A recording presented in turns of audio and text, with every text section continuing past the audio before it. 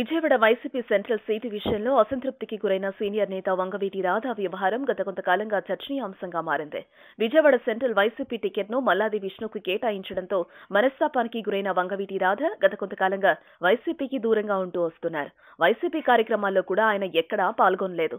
అసంతృప్తితో ఉన్న రాధాను బుజ్జగించేందుకు జగన్ ఎన్ని ప్రయత్నాలు చేసినా అవి ఫలించలేదు. తనకు సెంట్రల్ టికెట్ కావాలని రాధా పట్టుబట్టడంతో వైసీపీ అధిష్టానం చేసిన ప్రయత్నాలన్నీ విఫలమయ్యాయి. ఈ క్రమంలో ఆదివారం వైసీపీకి రాజీనామా చేస్తూ వంగవీటి రాధా నిర్ణయం తీసుకోవడంపై జోరుగా చర్చ జరుగుతోంది.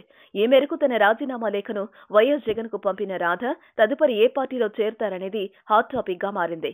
జనసేనలో చేరడం ఖాయమని తెలుస్తోంది.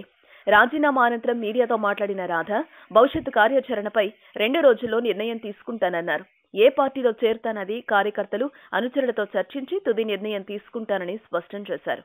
రాజకీయాల నుంచి తప్పుకునేది లేదని రాజకీయాల్లో కొనసాగుతానన్నారు. ఈ సందర్భంగా టీడీపీలో చేరతారా అని మీడియా ప్రతినిధులు అడగా రాధా ఖండించకపోవటం విశేషం.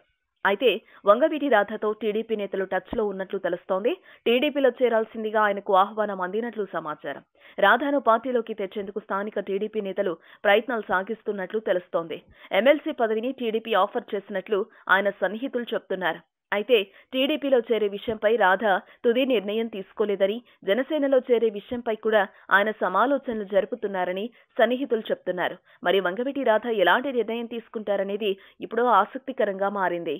వార్తావాణి న్యూస్ ఛానల్ ఎప్పటికప్పుడు రాజకీయ, సినీ విశేషాలు, స్పోర్ట్స్ మరియు సాంకేతిక పరమైన మరెన్నో విషయాలను మన ముందుకు తెస్తుంది. మరింత సమాచారం కొరకు వార్తావాణి న్యూస్ ఛానల్ ని సబ్స్క్రైబ్ చేయండి.